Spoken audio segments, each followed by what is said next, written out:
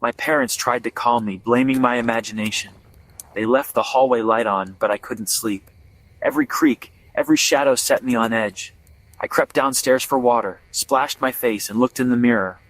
My reflection's eyes were darker, its expression cold and cunning. I leaned closer. My reflection didn't move. Then, slowly, it smiled. Not my smile. The creature's smile. My blood froze. I tried to scream, but nothing came out. My reflection raised its hand, pressing it to the glass. I felt a freezing spot on my side. The whispers returned, this time from the mirror. "We are in now. You let us in." My reflection's smile widened, and behind it, dozens of tall, thin shadows emerged. I was trapped. The face in the mirror wasn't mine anymore, and the whispers of Blackwood Creek would never let me go. I screamed, a raw, terrified sound. The creature hung in the attic opening, black eyes locked on me, mouth stretching into a smile. The whispers roared. "Phuand, you-woo." I was frozen, pinned by its gaze, the cold unbearable. Then, downstairs, the front door opened. My mom's voice. "Leo? We're home." Hope broke the creature's hold. I yelled for help. The creature's head snapped toward the sound, then shot back into the attic, vanishing. The attic door swung, dust and the awful smell lingering. My parents burst in, faces pale. I pointed at the ceiling, stammering about the monster. Dad checked the attic. "Just dust and cobwebs. Nothing up here, son. Must have been a nightmare." But I knew what I saw. As Dad closed the attic, I saw 5 fresh black scratch marks on the door. Proof I wasn't dreaming. My bedroom felt like a trap. The scratching stopped. Silence. Then, thump, thump, from the attic above. We never went in the attic. Dad sealed it years ago. But something was up there now. Black dust trickled from the attic door. The whispers grew louder. "Up. Here.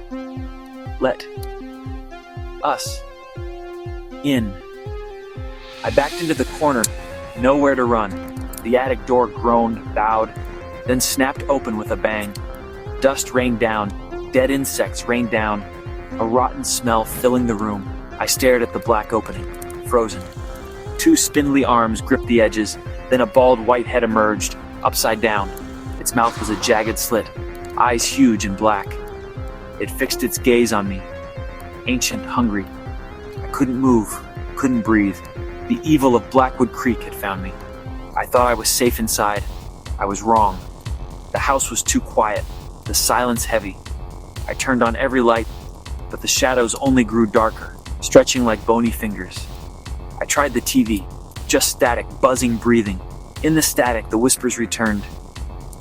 "We see Yusu." I shut the TV off, catching a glimpse of a tall, twisted shadow behind my reflection. I spun around. Nothing. Then on the wall, a shadow moved. Not mine. Tall, gaunt, clawed. It slid behind the couch. Then its head, misshapen, eyeless, peeked over the top. I screamed and bolted up the stairs. The shadow flowed after me, cold radiating from it. I slammed my bedroom door, locking it, trembling. On the other side, a soft, dry scratching began.